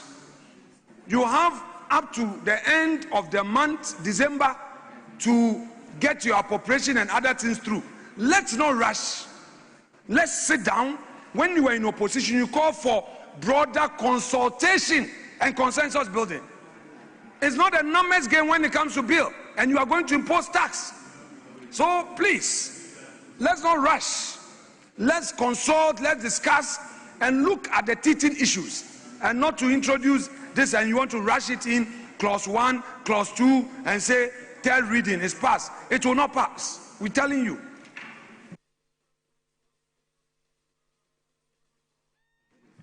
Speaker. Yes. Let me listen to the minister.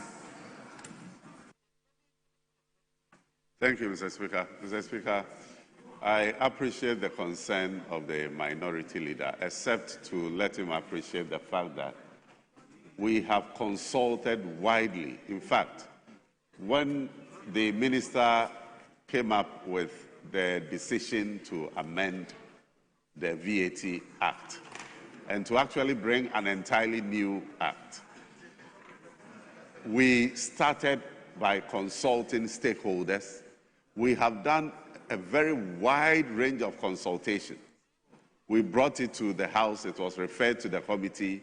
We have dealt with it in the committee. There was one issue that he raised yesterday, and we thought that we brought finality to it.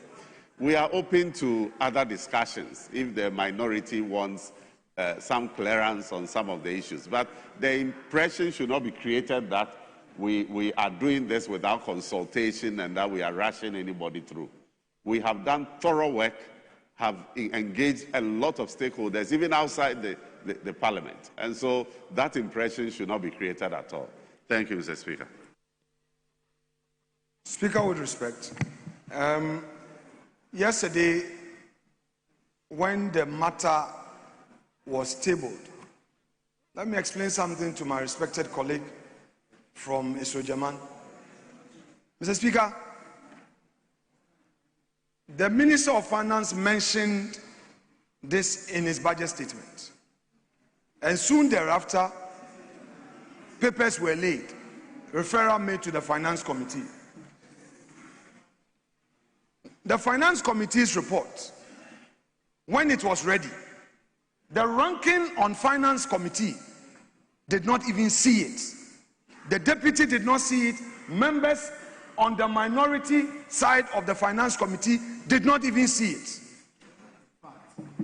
3, the motion was introduced under certificate of urgency. So where is the consultation?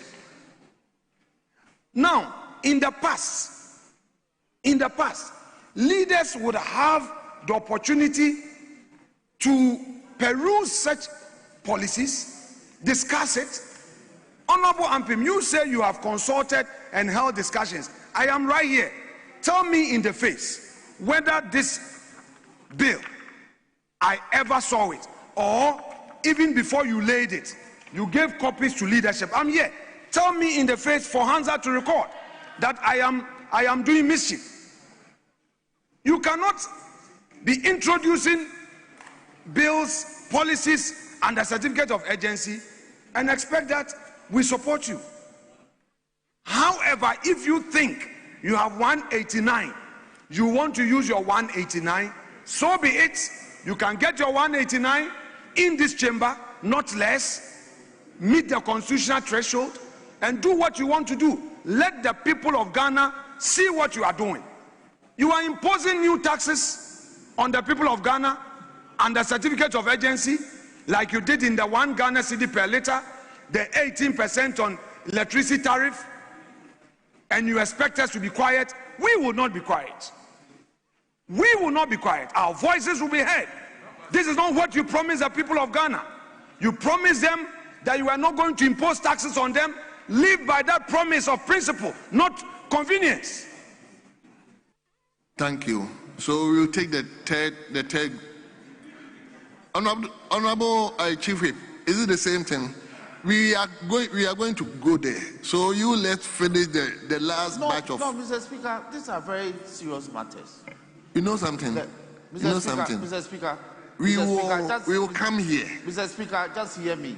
Just hear me. Mr. Speaker, I came to meet the minority leader in this chamber. He's senior to me, and he's senior to me in leadership. He knows that at this time of the year, there are a lot of engagements that take place. It's not everything that we bring to the floor. And so I respect the views and the concerns that he's expressing. But with all due respect to him, he shouldn't threaten us. He should not. He shouldn't say that it won't pass. He shouldn't say those things. Mr. Speaker, I already moved, but I want to repeat that I moved that the Value-Added Tax Bill 2025 be now read for the third time. I so move, Mr. Speaker. Honourable members, motion for the third reading of the Value-Added Tax Bill 2025 ably moved. Any seconder? Mr. Speaker, I write to second the motion captured at page 9 of today's order paper. Honourable members, motion moved and seconded, and it is for the consideration of the House. Honourable members, I will put the question. The question, therefore, is, as many as are in favor of the motion, say aye. Aye. Those against, say no. The ayes have it. The motion is accordingly carried.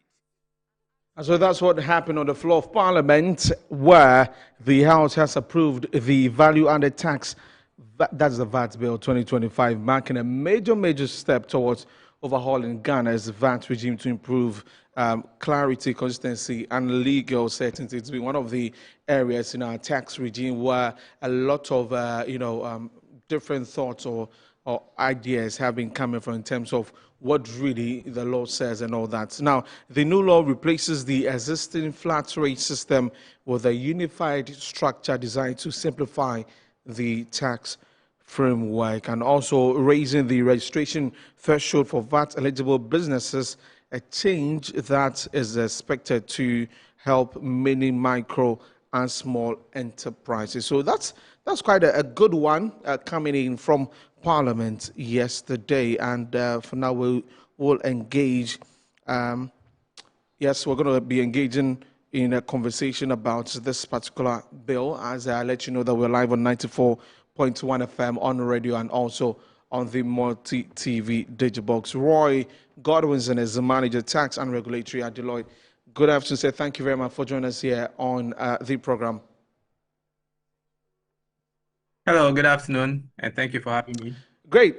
This is certainly one of the areas that has had a lot of conversations surrounding, and finally we are here where the House has passed this particular bill. Your initial reactions to this?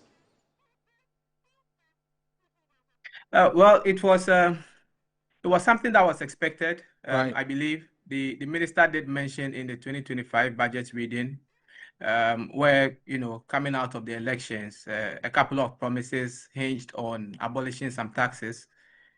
Key amongst that was the COVID-19 levy and the abolition the what was then known as the decoupling of the levies, making them straight taxes. But before, or whilst he read the 2025 budget sometime in April or March, if my recollection is right, the minister did indicate that he was rather going to engage the IMF technical team to rather undertake a comprehensive reform of the entire VAT system. So I would say it's been something that, people who work in the space, and given that taxes is an issue that affects both businesses and private persons, everybody was looking out for it. So it is here. We will just have to look at what exactly has been passed in the legislation from yesterday's activity in Parliament, and then we will know what exactly it means for businesses and all of us as a country. Right. Roy, I'd want you to give us a breakdown of what the earlier VAT regime was like, and now that has been taken off with this new bill passing to the ordinary businessman, ordinary businesswoman on the street. What does this mean? Okay, so the existing system, so again, for some context, even though the legislation was passed by the Parliament of Ghana yesterday, right, there is still a couple of, processes that it needs to go through to become an operational tax law. All right, so the status quo for now is still what's applicable. The existing system is anchored by Act 870, which is the Value Added Tax Act. This was passed sometime in 2013, so a good time since we've had the current VAT system, well over a decade. Over time, it has undergone more than 10 amendments, if my count is correct, about 13 or so amendments. So what that does is it fragments the system. And in building a tax system, what every tax administration or every policymaker wants is to create certainty and transparency as much as possible, because these are two essential elements that drive voluntary compliance, and having a tax legislation or a VAT system that is so fragmented with so many amendments and more than a decade old, all of these are a recipe for increasing the probability of non-compliance. And what non-compliance does is you have to now put in a lot more resources to be able to go out there and collect the tax that is due to the state. So it increases the cost of administration. So the current system is fraught with, non-compliance, and just the legislation has become very difficult. It's lost touch with developments in the, international space and just commercial arrangements.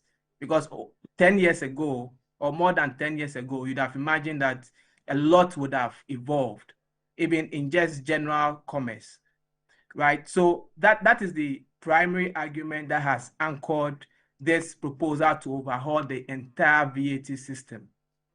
Now, coming to what has been passed, or the new system, or the reforms that have been put in place, some things stand out. We can go through maybe one or two of them. I believe we will cover the rest in the course of the discussion. But the first one is that the VAT rate, effective VAT rate in the new reform system will be reduced from 21.9% to 20%. What that simply means is that how much you and I, as consumers of goods and services in this economy, how much we pay for those goods and services effectively should be seeing a 1.9% reduction. That is if businesses, work to transfer this savings from the reduction to the consuming public. So that's the most important, factor in this reform. There are other ones, for example, one that is hinged on compliance is the VAT registration threshold has been increased effectively now to 750,000 Ghana cedis. What that means is for small and micro businesses that do not make turnover, exceeding 750,000 Ghana cedis in a year, there is no statutory obligation on those micro and small businesses to register for VAT. Okay, so they are now taken out of VAT compliance, the scope of VAT compliance. That's, just gives them the leeway, because these are very small and micro businesses. They may not have the wherewithal to put in place the strict compliance measures that is required to, implement a VAT system. So that's another key one that the business community should be looking out for. Right. And so many other ones that I believe we can cover. Yeah, but those are the two ones that I can call out at this point. Right. So the minority leader, Alexander, when you're marking on the floor yesterday when the debate was going on about this particular bill, cautioned that this revised bill could impose additional taxes on businesses. How true is this? Okay, so what I will say to those is there are some concerns that have been raised, some coming from the minority side, and indeed, some also coming from the business community. So maybe let's just put that out there, that the concerns have not only been from the minority side. Right. For example, just only last week at our Deloitte's budget dialogue, there were very strong concerns from the business community that they were expecting the effective VAT rate to have rather dropped to 10%, right? So this was a question that was put to the minister's representative who delivered the speech on his behalf at the event. So there are concerns across board. What my proposal would be is, whilst the government is finalizing the processes to operationalize this legislation, potentially by the beginning of next year, I would encourage that they bring all of the stakeholders together, even though the legislation has been passed, take on board all their concerns and see how we can still work to deliver a VAT system, one that is fit for purpose, that speaks to the issues of the day, and most importantly, help the government mobilize all the revenue out there and reduce the tax gap when it comes to VAT. So the concerns are so many, coming from the minority, coming from the business community, the government, the tax authority, the policymakers at the Ministry of Finance. They should invite all stakeholders and have that dialogue, just so that, whatever is implemented effective next year would be a VAT system that, can help them achieve their revenue targets and also addresses all the concerns that every stakeholder has, including the minority. Roy, let's talk about the rate. So we know that in 2026, the new standard rate of 20% is planned to take effect. Is that okay? Should it go down further? Should it go down any further? Or would we have wanted it to have gone down a little bit? Well, this is a question that you would get varied answer depending on the constituent that you put it to. Right. So as a practitioner, and somebody who watches the government revenue mobilization effort keenly, these are my thoughts. The standard rate actually is 15%. The standard rate for the VAT is 15%. Yeah. When you add the two levies, the GET Fund and the NHAL, that makes it 20%. Is it okay? Is it too high? Should it come down? We have a tax mobilization problem that the administration is currently working on. If you look at the statistics from the economics and the people who watch, the tax gap. So the tax gap is how much theoretically can be collected by way of taxes and how much is actually collected. We have quite a substantial amount of VAT tax gap across all the tax types, not only on VAT, across corporate income tax and all the other tax types that the GRA administers. What this means is there is still a good number of, our compatriots out there who are not complying or paying the required tax. If we all come on board and pay the required tax and reduce the tax gap, then I want to believe the policymakers would always recommend, a reduction in the tax rate, because currently it's just a few people carrying the burden. So the rate has to be high for the government to meet its domestic revenue targets. But if we increase the base, then that load can be shared lightly. So how I see this is, it's really a question for us, right? Myself, your good self, and everyone out there. If we all come together and carry the tax load, then it will be lighter for all of us. Until then, it will be difficult for anybody to sit around the policy table and recommend a reduction, an aggressive reduction in the tax rate when the tax gap is so high, non-compliance is relatively high, and our tax to GDP is still yet to get to where it is projected to be between 2026 and 2027, which is 18 to 20%, matching up with the average in the sub-region. So a lot of things come together to determine what the right rate should be. Currently, given all that is happening in the economy, the government really needs to mobilize domestic revenue and mobilize quite aggressively. So I would say let's start off with the 20% and let's all come on board, to share the load. And hopefully, if that is done, I want to believe the policymakers would respond positively. Roy, you raised very important points about the market and the fact that there's a huge gap with respect to the collection of these taxes. Some people are evading it, are not paying, and all of that. As we move on with what the minister has said, what we are anticipating in 2026, how do we make sure that this that we are putting out there as the new VAT bill, we're able to cut across all sectors, able to cut across all businesses, all goods, and be able to rake in the revenue that we are looking at as a country to help us build the nation that we want? All right. Tax education is key. Right. Given the reforms, a reform means, there's a status quo that you are overhauling, whether partially or wholly. What we have decided to do with our VAT system is to do a total overhaul. What that means is the education needs to be intensified for the business community, for the public, the general public, to understand what has come now to be known as a new VAT system. So there's a lot of work out there for the GRA and the tax policy folks at the ministry to do going into next year.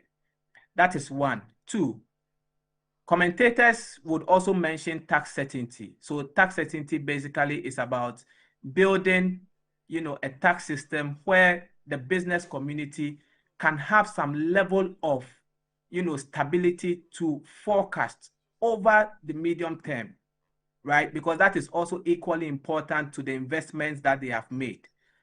Now, like I mentioned, since the passage of the current VAT Act, Act 870 sometime in 2023, it has undergone a lot of amendments, so many, about between 10 to 13, if my count is right. That is simply too many changes for a tax system that affects tax certainty. What that means is we are averaging 1.2 or 1.3 amendments to the VAT legislation a year. That is too much. Businesses cannot plan over the horizon. At some point, we introduced, some things that look like straight levies. So if you look at the bill, the memorandum to the bill, it talks about our VAT system now being a mixture of goods and services tax and the traditional VAT system. It's one of two. Every economy runs one of two. It's either you are running a goods and services tax regime or you are running a pure VAT regime. Once you start blending or once your tax system starts exhibiting features of both, it reduces certainty. And the business community does not like uncertainty, right? So going into next year, implementing these new reforms, the tax administration and the policymakers should look at maintaining certainty. And by that, what I want to say is, if possible at all, we should slow down on the number of times we make changes to the VAT system going forward. Right. The number of amendments, slow down. And also, we should also, make the law accessible to the business community and to the public. The tax authority has done well in this regard. Almost all the tax legislations are available for free on their website. So I believe this new legislation and all of the public guidelines and practice notes that will be developed out of it will all be made available so that people can actually read, understand, and ask questions just to enable them comply. Once you have the public complying, then, the incidence of evasion and non-compliance goes down. And it helps all of us, pay what is due to the government to help them mobilize the needed revenue. Right, those are very salient points that you've raised. But just a final one before we go. We know that there are some goods and services that are exempted from the VAT, and looking at this bill and it's coming in, what's going to be the impact on such zero-rated or tax-exempted services and goods in the country? So this new VAT Act or bill that was passed yesterday, I would say I've done a cursory read, and the version I had, I just want to be sure is the same as what was passed yesterday. But from what has been circulated within the public domain, I would say it largely preserves the existing set of goods and services that were exempted, right? So talk of financial services, medical services, educational services, supply of hydrocarbons, so your fuel, all of those exemptions are maintained in the new bill, right? So I do not foresee a lot of disturbance in the schedule of exempted goods or services. Maybe the biggest call out from what I have seen is insurance. And that was even an amendment that was introduced in I think either early this year or last year. But all of this, like I said, we will be waiting out on the Ghana Revenue Authority to issue, public guidelines or practice note implementation steps on how exactly all of these new items in the VAT Act would be implemented, and what consumers or the business community can do to become compliant. That is, if they are not. So, we'll be watching keenly how the GRA also comes out with a lot of guidance and hand-holding, just to ensure compliance across board. Right, Roy, thank you very much. You've been really, really helpful, giving us insight into this new reform or the bill that has been passed by Parliament. So Roy Godwinson is Manager Tax and Regulatory at Deloitte, and share with us his thoughts on the VAT bill that has been passed by Parliament. We appreciate you so much for joining us. Right, so this is where we draw the curtains on today's edition of Business Edge. It's been exciting coming your way. Earlier we spoke to the president of the Traders Advocacy Group Ghana, David Kwadwo Amoateng, who shared some of the frustrations or the concerns from the group regarding their work and that of the tax force from the customs of the Ghana Revenue Authority. And then we took a look into the new tax regime that is set to take place next year as the bill has been passed, as the VAT bill has been passed in Parliament. So that's it for the show today. Many thanks for joining us here on Business Edge. I am Desmond Okrekudan, so do enjoy the rest of our programs. Bye-bye.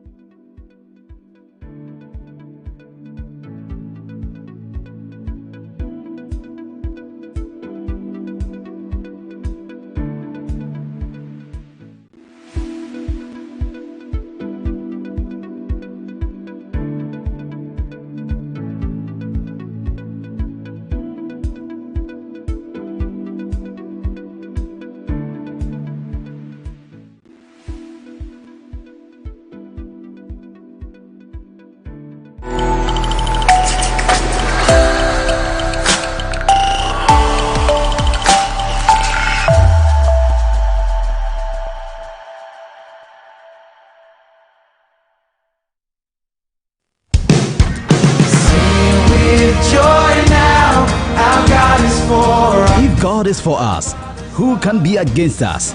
Come join us, count our blessings, for the Lord has been good. It's the Josport Zoomlion Annual Thanksgiving Service 2025, brought to you in collaboration with PRWC Trasaco, E-Church of the Church of Pentecost, and the Central Mosque. It's a moment of reflection and gratitude to God, with our fathers of the faith, such as Apostle Dr. Dela Kwampa, Bishop Emeritus Jemsa, Reverend Eastwood Anaba, and the host, Elder Dr. Joseph Sianwe Japon. This is coming off on the 8th to 12th December 2025 across all designated centers nationwide, starting at 6 a.m. each morning. You can participate via our online platforms at Zoom Lion Limited and Jospon Group on Facebook and YouTube. Media partners: Metro TV, Pent Media Center, Original TV and Original FM. Don't be left out.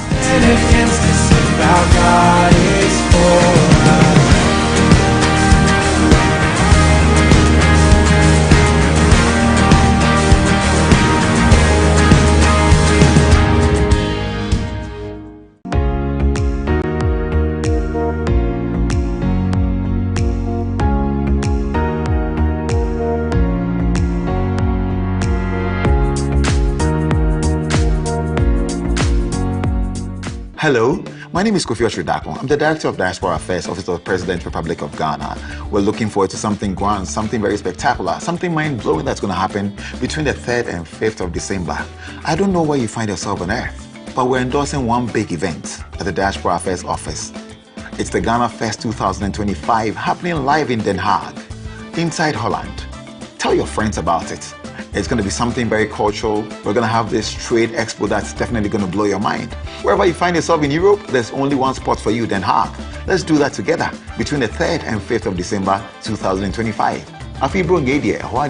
Ghana Fest Europe, live in Holland, Trade and Cultural Expo is organized by Ram Media Concepts in partnership with the Ghana National Chamber of Commerce and Industry in collaboration with the Recogin Netherlands and endorsed by key government institutions such as Diaspora Affairs Office of the President, the Ministry of Foreign Affairs and Regional Integration, the Ghana Embassy in the Netherlands, Ghana Tourism Authority, the Ghana Export Promotion Authority, and the Ministry of Trade, Agribusiness and Industry. The time to expand is now.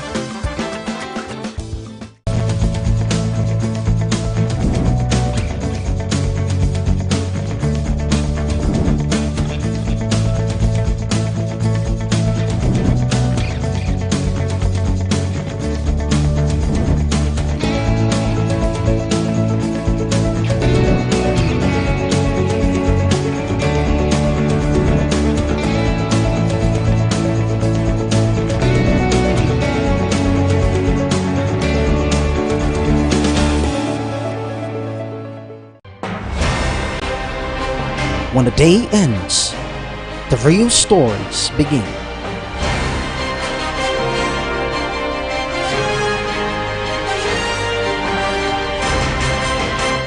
Michael Addo.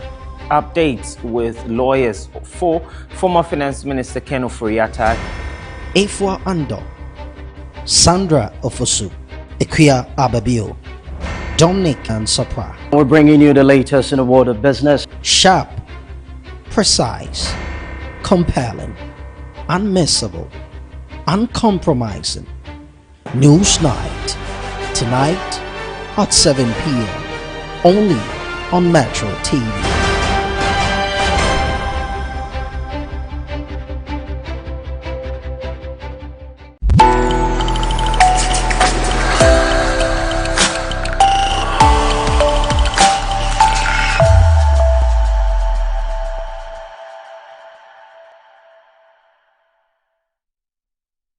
I will swallow whatever age difference we have. I will give her whatever she wants. The insults, the fights, everything. See, sometimes I ask myself, why is she like this? Why does she eat you so much? I don't care. I really don't care. Whatever her reason may be, I don't care. She should just get ready for me because I will hit her real hard. She doesn't know she's old enough to be in her husband's house. Dara, to tell you the truth, your sister is the main reason I stopped coming to your house. Look at my house, look at yours, but I can't come there because I can't withstand her insults. My dear, you don't have to be scared anymore. In fact, both of you need to come to my house. You girls are going to be my firepower against her. Firepower? How? What are you planning? Mom, what do you mean by calling for a family meeting when you hear any fruits? If you needed to have seen the fire in Chidera's eyes when she told me to my face that she will never eat anything prepared by Janet again in this house. Really? No, Mom. I think we need to do something about this. What is going on? Mom, I don't think I will go back to my house today. Let me stay and talk to her. I'm sure she will listen. That's a very wonderful idea. I'm sure she would listen to you too, considering how close both of you are. But what if your husband starts calling you to come back home?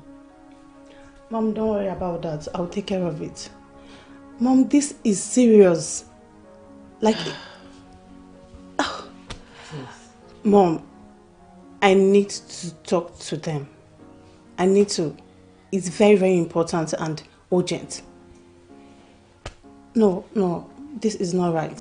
Mom, this is not right. This is not right. At all.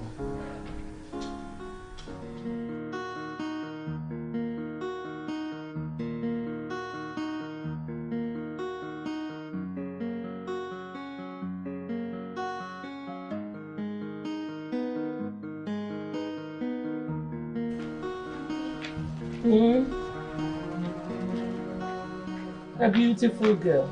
Good afternoon, Mom. Afternoon, darling. How was school?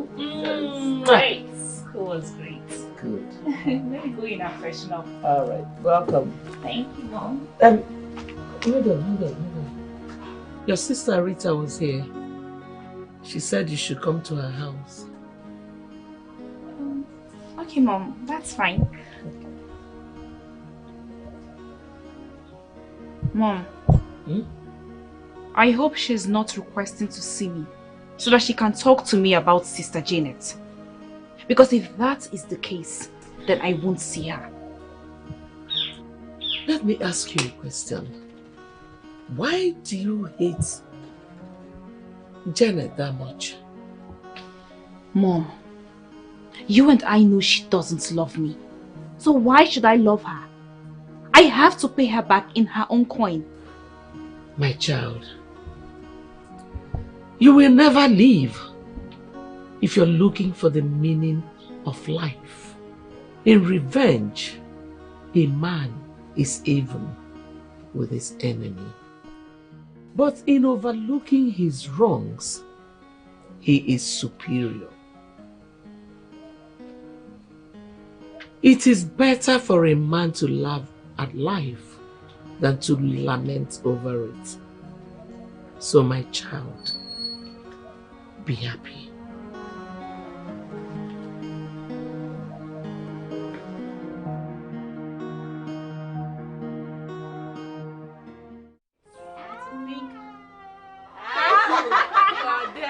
Gina, calm down. Well done. Well done, ma.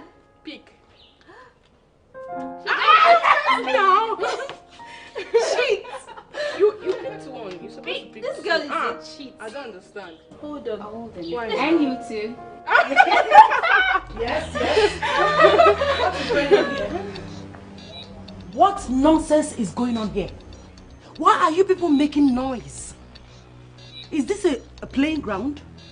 Why can't I have peace, rest in my house?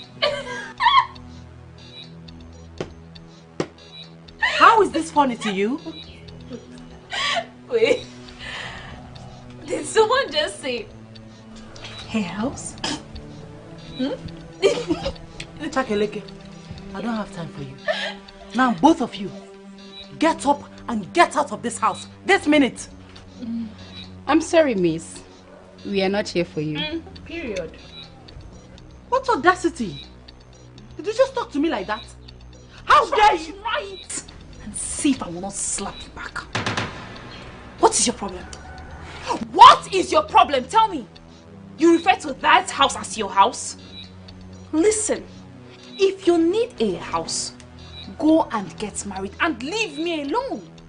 For crying out loud, your mates are in their husband's house and you are here dragging daddy's house with me. No! Don't get married! Don't Spirit, stay here. Be looking for who is making noise. Stay here. Old guilt.